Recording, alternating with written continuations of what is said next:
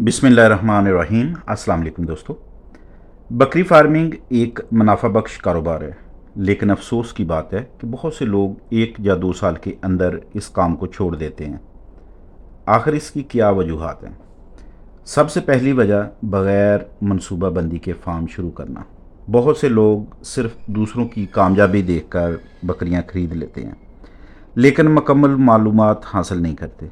दूसरी बड़ी वजह कमज़ोर या गैर मेयारी जानवरों का इंतखाब है। अगर शुरुआत ही कमज़ोर नस्ल से हो तो अच्छे नताइज हासिल करना मुश्किल हो जाता है। तीसरी वजह खुराक और मैनेजमेंट में गलतियाँ हैं।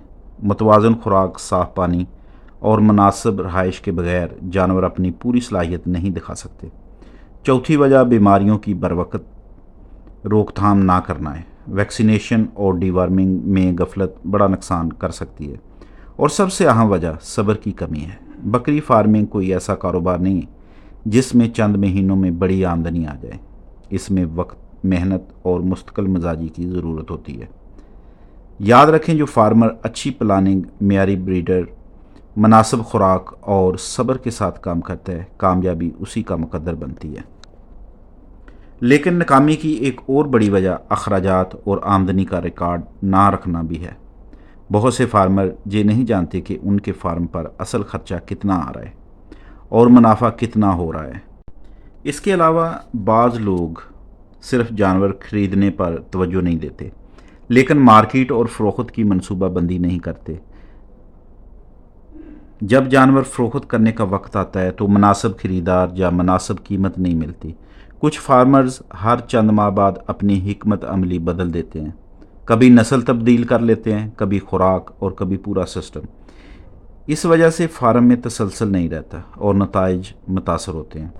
कामयाब फार्मर वो होता है जो अच्छी नस्ल के जानवर मुंतखब करे, मेयारी खुराक और साफ़ पानी फराहम करे, वैक्सीनेशन और डिवार्मिंग का ख्याल रखे, अखराजात और आमदनी का मुकम्मल रिकॉर्ड रखे, सब्र और मुस्तकिल मिजाजी के साथ काम करे।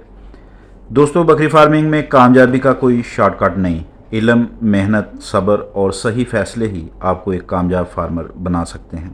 और एक अहम गलती, फार्म को सिर्फ शौक़ समझकर चलाना है।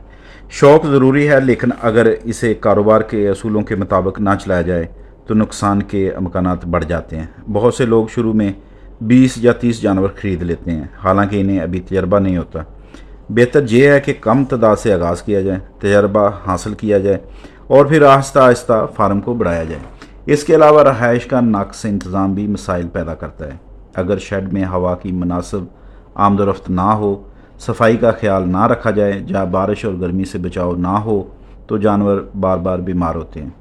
याद रखें, बकरी फार्मिंग में कामयाबी सिर्फ जानवर रखने का नाम नहीं, बल्कि सही नस्ल का इंतखाब है।